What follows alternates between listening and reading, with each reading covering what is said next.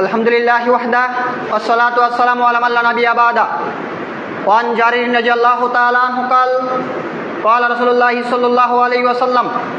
জারির রাদিয়াল্লাহু তাআলা আনহু বলেন, রাসূল সাল্লাল্লাহু আলাইহি ওয়াসাল্লাম বলেছেন, মান ইহরামু রিফকা ইহরামুল খায়রা, যাকে সদাচরণ থেকে বঞ্চিত করা হয়েছে তাকে সর্ব ধরনের কল্যাণ থেকে বঞ্চিত করা হয়েছে।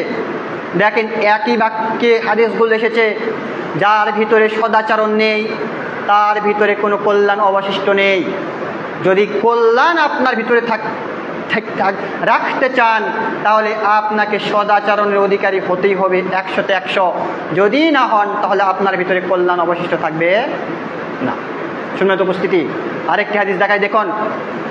ওয়ান নওয়াস বিন সাম্মান আনসারী রাদিয়াল্লাহু তাআলা আনহু قال, নওয়াস বিন সাম্মান আনসারী রাদিয়াল্লাহু তাআলা আনহু বলেন, সাআলতু রাসূলুল্লাহি সাল্লাল্লাহু আলাইহি ওয়াসাল্লাম, আমি রাসূলুল্লাহ সাল্লাল্লাহু আলাইহি ওয়াসাল্লামকে জিজ্ঞাসা করলাম, ইয়া রাসূলুল্লাহ, হে আল্লাহ রাসূল, আনিল বিররি ওয়াল ইসমি, পাপ কি জিনিস, নেকি কি জিনিস। দেখেন, একজন আনসারী সাহাবী আল্লাহর নবীর নিকটে এসেছেন, এটা বলছেন যে আল্লাহর নবী আমাকে বলুন পাপ কি জিনিস, নেকি কি জিনিস। ফাকাল রাসূলুল্লাহ সাল্লাল্লাহু আলাইহি ওয়াসাল্লাম, রাসূলুল্লাহ সাল্লাল্লাহু আলাইহি ওয়াসাল্লাম বলছেন, আল বিররু হুসনুল খুলুক, নেকি হচ্ছে উত্তম চরিত্র। সুবহানাল্লাহি ওয়া বিহামদিহি। নেকি যেটা সেটা হচ্ছে উত্তম চরিত্র। ওই যে বলছিলাম, আপনি যখন উত্তম চরিত্র অধিকারী হবেন তখন আপনাকে আপনার মুখ পাপ থেকে বিরত রাখবে। তাহলে কি এটা নেকি নয়? যখন আপনি উত্তম চরিত্র অধিকারী হবেন তখন আপনার হাত আপনাকে পাপ থেকে বিরত রাখবে। যখন আপনি উত্তম চরিত্র অধিকারী হবেন তখন আপনার পা আপনাকে পাপ থেকে বিরত রাখবে। যখন আপনি উত্তম চরিত্র অধিকারী হবেন তখন আপনার মস্তিষ্ক আপনাকে পাপ থেকে বিরত রাখবে। যখন আপনি সদাচরণের অধিকারী হবেন তখন আপনার লজ্জাস্থান আপনাকে পাপ থেকে বিরত রাখবে। যদি সমস্ত অঙ্গ প্রত্যঙ্গ আপনাকে পাপ থেকে বিরত রাখে তাহলে কি এটা নেকি নয়? তাহলে কি আপনার পাপ করার কোনো সুযোগ আছে? কোনো সুযোগ নেই। এই জন্য বলছেন আল্লাহ রাসূল, শোনো, নেকি হচ্ছে উত্তম চরিত্র। যদি তোমরা উত্তম চরিত্র অধিকারী হতে পারো তাহলে এটা হচ্ছে তোমাদের জন্য সবচেয়ে বড় নেকি। সম্মানিত উপস্থিতি, দেখেন কত সুন্দর কথা আল্লাহ রাসূল বলছেন। কিন্তু আজকে আমরা সেই রাসূলের উম্মত হওয়ার পরেও আমাদের নিজেরা কখনো এভাবে ভাবি না যে আমার আচরণ সমাজকে কুলসিত করছে নাকি, একটু আমরা তদন্ত করে দেখি, এটা ভাবছি না। আজকে আপনার মুখের উপরে কেউ আপনার বিরুদ্ধাচরণ না করলেও আপনার আচরণের দ্বারা আপনি সেখান থেকে প্রত্যাবর্তন করার সাথে সাথে আপনার বিরুদ্ধাচরণ তারা শুরু করে দিবে।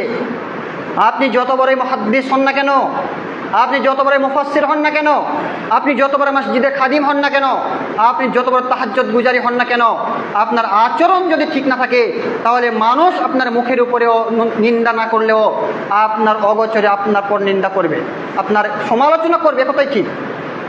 অতএব যদি নিজেকে বাঁচাতে চাই তাহলে আমাদের প্রথম যেটি কাজ হচ্ছে সেটি হচ্ছে নিজেকে সতর্ক থাকতে হবে, নিজেকে সদাচরণের অধিকারী হতে হবে। সম্মানিত উপস্থিতি, দেখেন আরেকটা হাদিস দেখাই। ওয়ান রাজুলিন মিন মুজাইনাতা, মুজাইনা গোত্রের একজন ব্যক্তি তিনি বলছেন যে সাহাবীরা আল্লাহ রাসূলকে জিজ্ঞাসা করলেন, ইয়া রাসূলুল্লাহ, হে আল্লাহ রাসূল, মা খায়রা মা ইউতি আল ইনসান, আল্লাহ সুবহানাহু ওয়া তাআলা মানব জাতিকে সৃষ্টি করেছে, তো সৃষ্টি করার পরে মানব জাতিকে সবচেয়ে উত্তম সবচেয়ে দামি এমন কি জিনিস আছে যেটা দিয়ে দিয়েছে? তখন আল্লাহ রাসূল সাল্লাল্লাহু আলাইহি ওয়াসাল্লাম বলছেন, শোনো, মানব জাতি সৃষ্টির পরে আল্লাহর পক্ষ থেকে সবচেয়ে উত্তম সবচেয়ে দামি যে জিনিসটি দেওয়া হয়েছে সেটা হচ্ছে খুলুকুল হাসান, উত্তম চরিত্র। দেখেন, এই মুজাইনা গোত্রের এই ব্যক্তি বলছেন যে একদা রাসূলুল্লাহ সাল্লাল্লাহু আলাইহি ওয়াসাল্লামকে সাহাবীরা জিজ্ঞাসা করলো, আল্লাহ রাসূল, আমাদেরকে সৃষ্টি করার পরে আল্লাহ এমন কি জিনিস দিয়েছে যেটা সবচেয়ে উত্তম? আল্লাহ রাসূল বলছেন, আল্লাহ রাসূল একথা বলেননি যে তোমাকে সুন্দর স্ত্রী দিয়েছে, অনেক অর্থ করে দিয়েছে, সুন্দর বাড়ি দিয়েছে, সুন্দর গাড়ি দিয়েছে, সমাজে আরাম মর্যাদা দিয়েছে, পদমর্যাদা দিয়েছে, এরকম কিছু বলছেন না। কি বলছেন?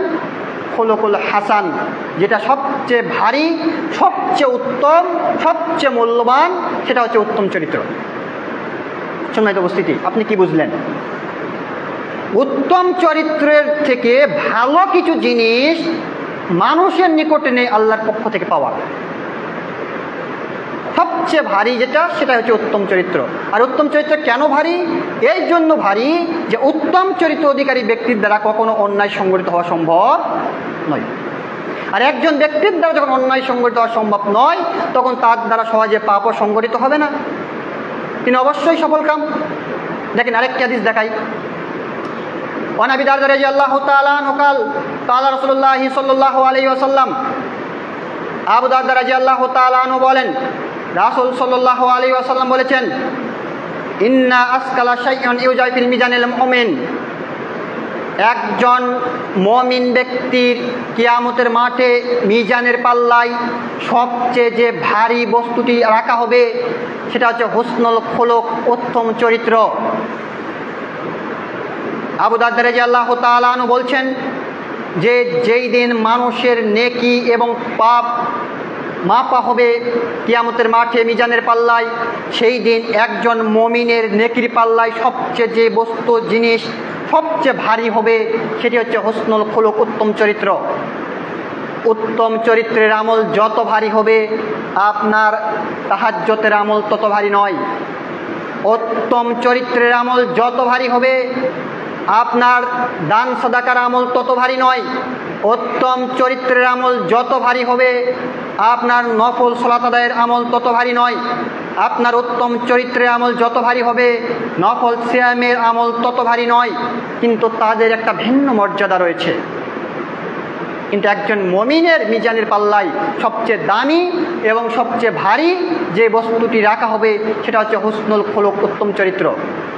উত্তম চরিত্র একটি পাওয়ারফুল নাকি, যেটা আপনার মিজানের পাল্লা এত ভারী করবে যা অন্য কোনো আমল আপনার মিজানের পাল্লাকে অত ভারী করতে পারবে না। অতএব আমরা যদি সেই দিন মিজানের পাল্লায় আমাদের নেকির ওজন ভারী করতে চাই, নেকির পাল্লা ভারী করতে চাই, তাহলে আমাদের আজ থেকেই প্রতিজ্ঞা করতে হবে যে আমার আচরণের দ্বারা যেন কেউ কষ্ট না পায়, আমার আচরণ দেখে যেন কেউ নিন্দা করতে না পারে, আমার আচরণ দ্বারা যেন আমার অধীনস্থ ব্যক্তি কষ্ট না পায়, আমি যেন আমার জীবন দশায় আমার অধীনস্থ ব্যক্তির উপরে কখনো জুলুম না করি, আমি আমার জীবন দশায় আমার প্রতিবেশীর উপরে যেন অত্যাচার না করি, আমার মুখের ভাষা দ্বারা যেন আমার অন্য কোনো ব্যক্তি কষ্ট না পায়। যদি আপনি এইভাবে নিজেকে কন্ট্রোল করতে পারেন, তাহলে আপনি হচ্ছেন সদাচরণ অধিকারী। আর এই সদাচরণের আমল কিয়ামতের মাঠে আপনার নেকির পাল্লায় সবচেয়ে বেশি ভারী হবে। সম্মানিত উপস্থিতি, আয়েশা রাদিয়াল্লাহু তাআলা আনহা قالت, আয়েশা রাদিয়াল্লাহু তাআলা আনহা বলেন, সামি'তু রাসূলুল্লাহ সাল্লাল্লাহু আলাইহি ওয়াসাল্লাম ইয়াকুল, আমি রাসূলুল্লাহ সাল্লাল্লাহু আলাইহি ওয়াসাল্লামকে বলতে শুনেছি, তিনি বলছেন, ইন্নাল মুমিনুনা লা ইদরিকা বিহুসনুল খুলুক দারাজাতু সাইমুল কায়েম, একজন মুমিন ব্যক্তি তার উত্তম চরিত্রের দ্বারা ওই রূপ মর্যাদা লাভ করবে একজন দিনদার পরেশগার ব্যক্তি যেইভাবে মর্যাদা পায় দিনে সিয়াম পালন করলে এবং রাতে তাহাজ্জুদ সালাত আদায় করলে। কথা মানে বুঝতে পারেননি? একজন মুমিন ব্যক্তি রমজানের ফরজ সিয়াম নয়, নফল সিয়াম দিনে পালন করলে যেই রূপ মর্যাদা লাভ করে, একজন মুমিন ব্যক্তি রাতে নফল সালাত আদায় করলে জেগে জেগে যেই রূপ মর্যাদা লাভ করে, একজন উত্তম চরিত্রের অধিকারী ব্যক্তি এই ব্যক্তির ন্যায় উত্তম চরিত্রের অধিকারী হওয়ার জন্য ওই রূপ মর্যাদা লাভ করবে। সুবহানাল্লাহি ওয়া বিহামদিহি। দেখেন, কোনো আমলের ব্যাপারে রাসূলুল্লাহ সাল্লাল্লাহু আলাইহি ওয়াসাল্লাম এইভাবে বলেননি, শুধুমাত্র উত্তম চরিত্রের অধিকারী ব্যক্তির ব্যাপারে কথা বলছেন যে উত্তম চরিত্রের অধিকারী যদি কোনো ব্যক্তি হয়, তাহলে ওই রূপ মর্যাদা লাভ করবে যেই ব্যক্তি সারা দিন নফল সিয়াম পালন করেছে, রাত জেগে জেগে তাহাজ্জুদের সালাত আদায় করেছে। আপনি বুঝতে পারবেন রাতের 2টা 2:30টার সময় উঠে, শীতের সময় কনকনে শীত, ওযু করে তাহাজ্জুদ সালাত আদায় করা কত কঠিন। আর এত কঠিন সময়ে যদি আপনি তাহাজ্জুদের সালাত আদায় করতে পারেন কোন শীতের মধ্যে সির্ফ আল্লাহ সন্তুষ্টি লাভের উদ্দেশ্যে, তাহলে ওই আল্লাহ আপনাকে কতটা ভালোবাসতে পারে। ঠিক তেমনইভাবে যদি আপনার আচরণ সুন্দর হয়, তাহলে আপনি আল্লাহর নিকটে আচরণ সুন্দর হওয়ার কারণে ওই তাহাজ্জুদ ব্যক্তির ন্যায় মর্যাদা লাভ করবেন। সম্মানিত উপস্থিতি, তাহলে আমরা কেন পৃথিবীতে জীবন থাকাকালীন অবস্থায় উত্তম চরিত্র অধিকারী হচ্ছি না? উত্তম চরিত্র অধিকারী হলে দুইটি লাভ: এক, সমাজে প্রশংসনীয় হওয়া যাবে; দুই, পরকালে নেকির পাল্লা ভারী হয়ে জান্নাত পাওয়া যাবে। কিন্তু আমরা এই বিষয়ে উদাসীন। দেখেন, আর একটা হাদিস দেখাই। আব্দুল্লাহ ইবনে মাসউদ রাদিয়াল্লাহু তাআলা আনহু قال রাসূলুল্লাহ সাল্লাল্লাহু আলাইহি ওয়াসাল্লাম, আব্দুল্লাহ ইবনে মাসউদ রাদিয়াল্লাহু তাআলা আনহু বলেন, রাসূল সাল্লাল্লাহু আলাইহি ওয়াসাল্লাম বলেছেন, আন্না আখবারুকুম, আমি কি তোমাদেরকে এমন ব্যক্তির সুসংবাদ দিব না? হে সাহাবীরা, আমি কি তোমাদেরকে এমন ব্যক্তির সুসংবাদ দিব না? বেমান ইয়াহরুমু আলান নার, যার উপরে জাহান্নামের আগুনকে হারাম করা হয়েছে। আমি কি এই সকল লোকের সুসংবাদ দিব না যার উপরে আল্লাহ সুবহানাহু ওয়া তাআলা জাহান্নামের আগুনকে হারাম করে দিয়েছে? অবিমান তাহরুমু ইলাইহি নার, এমনকি জাহান্নামের আগুনও তাকে স্পর্শ করবে না। আমি কি এই সকল লোকের সুসংবাদ দিব না? তখন সাহাবীরা বলছেন যে, আল্লাহ রাসূল, আপনি বলুন এই সকল লোক কারা, যার উপরে জাহান্নামের আগুনকে হারাম করে দেওয়া হয়েছে, এমনকি জাহান্নামের আগুনও ওই সকল ব্যক্তিকে স্পর্শ করবে না? এই ব্যক্তি কে, আপনি বলুন। তখন আল্লাহ রাসূল বলছেন, শোনো, আলা কুল্লে হাইনিন ওয়া লাইনিন ওয়া কারিবিন ওয়া শালিন, ওই সকল ব্যক্তি যাদের উপরে জাহান্নামের আগুন হারাম করা হয়েছে, যাদেরকে জাহান্নামের আগুন স্পর্শ করবে না, তারা হচ্ছে ওই সকল ব্যক্তি: এক, যার মুখের ভাষা নরম অর্থাৎ কোমল স্বভাবের ব্যক্তি; দুই, যিনি সহজ সরল; তিন, যিনি হচ্ছেন মিশুক; চার, যার আচরণ সুন্দর, মিষ্টভাষী। মুখের ভাষা যার নরম, যিনি কোমল স্বভাবের, যিনি মানুষের সাথে মিশুক, যার চলাফেরা সহজ সরল, এই সকল ব্যক্তির জন্য আল্লাহ রাসূল বলছেন যে জাহান্নামের আগুনকে হারাম করে দেওয়া হয়েছে, এমনকি জাহান্নামের আগুনও কখনো তাকে স্পর্শ করবে না। তা আমরা কি হতে পারি না এই সকল লোকদের অন্তর্ভুক্ত? যদি হতে চাই, তাহলে আমাদের প্রথম যেটি কাজ সেটি হচ্ছে আমাদের মুখের ভাষা নরম করতে হবে। দুই, আমাদের আচরণ চলাফেরা সহজ সরল হতে হবে, অহংকার মুক্ত হতে হবে। তিন, আমাদেরকে মানুষের সাথে মিশুক হতে হবে। চার, আমাদেরকে মেজাজ নরম করে রাখতে হবে। যদি আমরা এই সকল আচরণের অধিকারী হতে পারি, তাহলে আল্লাহ রাসূল সাল্লাল্লাহু আলাইহি ওয়াসাল্লাম বলছেন আমাদেরকে জাহান্নামের আগুন স্পর্শ করবে না, এমনকি জাহান্নামের আগুন আমাদের উপরে হারাম করা হয়েছে। সম্মানিত উপস্থিতি, যদি আমরা নিজেদের উপরে জাহান্নামের আগুনকে হারাম করে নিতে চাই, নিজেদেরকে জাহান্নামের আগুন থেকে যদি বাঁচাতে চাই, তাহলে সর্বপ্রথম যেটি আমাদের কাজ সেটি হচ্ছে আগে একত্বতার সাক্ষ্য দিতে হবে, তারপরে আপনাদেরকে সদাচরণের অধিকারী হতে হবে। একত্বতার সাক্ষ্য দিতে গেলে ইসলাম যে 5টি স্তম্ভের উপর নির্ভর করছে, এই 5টি স্তম্ভ আপনাকে অক্ষরে অক্ষরে পালন করতে হবে, তারপরে আপনাকে সদাচরণ অধিকারী হতে হবে। যদি হতে পারেন, তাহলে আপনার উপরে জাহান্নামের আগুনকে হারাম করে দেওয়া হবে, জাহান্নামের আগুন আপনার উপরে স্পর্শ করবে না। সম্মানিত উপস্থিতি, দেখেন আজকে জুমার শেষ হাদিস। আলী রাদিয়াল্লাহু তাআলা আনহু বলছেন, রাসূলুল্লাহ সাল্লাল্লাহু আলাইহি ওয়াসাল্লাম বলেন, ইন্না ফি জান্নাতি গুরাফান, নিশ্চয় জান্নাতে কতকগুলো ঘর রয়েছে, তোরা জুহুরা মিন বাতিনহা ওয়া বাতিনা মিন জুহরিহা, যেই ঘরের ভিতর থেকে বাহির দেখা যায়, বাহির থেকে ভিতর দেখা যায়, এমন সুন্দর ঝকঝকে টকটকে কিছু ঘর আল্লাহ সুবহানাহু ওয়া তাআলা জান্নাতে তৈরি করে রেখেছেন।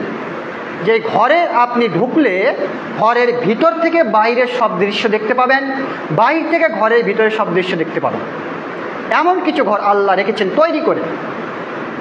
তো একজন পল্লী বেদুইন আরাবিয়ান আল্লাহর নবীর নিকটে এসেছেন, এসে বলছেন, আল্লাহ রাসূল, এই ঘর কার জন্য? এত সুন্দর চকচকে ঝকঝকে ঘর যেই ঘরের ভিতর থেকে বাহির দেখা যাচ্ছে, বাহির থেকে ভিতর দেখা যাচ্ছে, এই সকল ঘর কার জন্য তৈরি করা হয়েছে? তখন আল্লাহ বলছেন, লিমান আলানাল কালামা, যার মুখের ভাষা নরম। এক ওয়াতাবাত তামা, লিমান আতাবাল কালামা, যার মুখের ভাষা নরম। ওয়াতামাত তামা, যিনি মানুষকে ইতিমদেরকে খাদ্য খাবার দেন। ওয়াদামা সিয়ামা, যিনি সিয়াম পালন করেন নিয়মিত, রমাজানের ফরজ সিয়াম নয়, নফল সিয়াম। ওয়াসাল্লু বিল্লাইলি ওয়ান নাসু নিয়াম, এবং ওই ব্যক্তির জন্য যেই ব্যক্তি রাতে সালাত আদায় করে মানুষ যখন ঘুমন্ত। সম্মানিত উপস্থিতি, অত্র হাদিসে রাসূলুল্লাহ সাল্লাল্লাহু আলাইহি ওয়াসাল্লাম 4টি বৈশিষ্ট্য উল্লেখ করেছেন। এক, লিমান আতাবাল কালামা, যার মুখের ভাষা নরম। যদি আপনি আমার মুখের ভাষা নরম করতে পারি, তাহলে আমার আপনার জন্য ওই ঘর বরাদ্দ। কোন ঘর? যেই ঘরের ভিতর থেকে বাহির দেখা যাচ্ছে, বাহির থেকে ভিতর দেখা যাচ্ছে। দুই, ওয়াতামাত আমা, যদি আপনি আমি ইতিম দোস্ত গরিব মানুষদেরকে খাবার দিতে পারি, তাহলে আমার আপনার জন্য ওই ঘর বরাদ্দ জান্নাতে, যেই ঘরের ভিতর থেকে বাহির দেখা যাচ্ছে, বাহির থেকে ভিতর দেখা যাচ্ছে। তিন, ওয়াদামা সিয়ামা, যদি আমরা নিয়মিত নফল সিয়াম পালন করতে পারি, তাহলে আপনার আমার জন্য জান্নাতের ওই ঘর বরাদ্দ, যেই ঘরের ভিতর থেকে বাহির দেখা যাচ্ছে, বাহির থেকে ভিতর দেখা যাচ্ছে। ওয়াসাল্লু বিল্লাইলি ওয়ান নাসু নিয়াম। চার, আপনি আমি যদি সলাত আদায় করতে পারি, নফল সলাত, ওই সময় যেই সময় মানুষ ঘুমন্ত, তাহলে জান্নাতের ওই চকচকে ঝকঝকে ঘর, যেই ঘরের ভিতর থেকে বাহির দেখা যায়, বাহির থেকে ভিতর দেখা যায়, এই ঘর আপনার আমার জন্য বরাদ্দ। সম্মানিত উপস্থিতি, এতক্ষণ যে কতগুলো হাদিস বর্ণনা পেশ করলাম, প্রত্যেকটি হাদিসের বর্ণনা থেকে আমরা যেটা বুঝতে পারলাম সেটা হচ্ছে যে একজন মুমিনের জীবনে সদাচরণের গুরুত্ব অত্যন্ত বিশাল, অনেক বড়। আপনি সদাচরণের অধিকারী হতে পারলে আপনার জীবন সফলতায় পরিপূর্ণ হয়ে যাবে ইনশাআল্লাহ। কারণ সদাচরণ হচ্ছে এমন একটি আল্লাহর পক্ষ থেকে আপনার উপরে অনুদান, অনুগ্রহ, যার বদলতে আপনার নেকির পাল্লা ভারী হয়ে যাবে। আপনি জান্নাতেও সবচেয়ে ঝকঝকে টকটকে উজ্জ্বল ঘর লাভ করতে পারবেন। কিন্তু আমাদের ব্যর্থতা এই জায়গায় যে আমরা নিজের ইচ্ছা মতো জীবনযাপন করছি। পরকালীন আমাদের যে একটা অনন্তকালের জীবন পড়ে আছে, যে জীবনকে আমাদেরকে পাড়ি দিতে হবে, সেই জীবনের ব্যাপারে আমরা কোনো হিসাব রাখছি না। যদি পরকালে একটু চিন্তা করতাম, তাহলে ইহকালকে আমরা এইভাবে ভোগ করতে পারতাম না। সর্বোপরি আল্লাহ সুবহানাহু ওয়া তাআলার নিকটে দোয়া করব, আল্লাহ সুবহানাহু ওয়া তাআলা আজকের এই খুতবা থেকে যতটুকু আমরা শ্রবণ করলাম, এতটুকু আমাদের ব্যক্তি জীবনে, পারিবারিক জীবনে মেনে চলার তৌফিক দান করুন। আল্লাহুম্মা আমিন।